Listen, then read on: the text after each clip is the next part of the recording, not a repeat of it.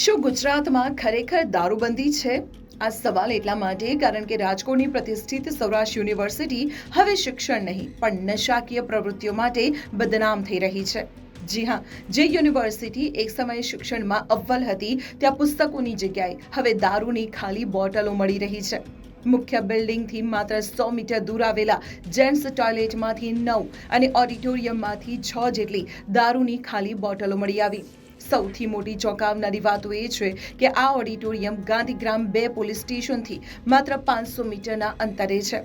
સંદેશ ન્યૂઝના રિયાલિટી ચેકમાં આ ભાંડો ફૂટ્યો છે અને આ પહેલી વાર નથી. અગાઉ પણ 2 વખત અહીંથી બોટલો મળી ચૂકી છે. અહીં સૌથી મોટો સવાલ એ ઊભો થાય છે કે સાંજે 5 વાગ્યા પછી સામાન્ય રાહદારીઓને યુનિવર્સિટીમાં પ્રવેશવાની મનાઈ છે, તો પછી રાત્રે અહીં કોની મહેફિલ જામે છે?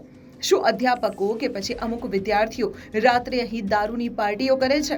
યુનિવર્સિટી દર વર્ષે સિક્યુરિટી પાછળ લાખો રૂપિયા ખર્ચે છે, તો શું આ બધા રૂપિયા પાણીમાં જઈ રહ્યા છે? રાતના સમયે સિક્યુરિટી ગાર્ડ્સ શું કરતા હોય છે? શિક્ષણના આ પવિત્ર ધામને દારૂનો અડ્ડો બનતો અટકાવવો જરૂરી છે. તમારું આ વિશે શું કહેવું છે? કમેન્ટમાં તમારો અભિપ્રાય ચોક્કસ જણાવો.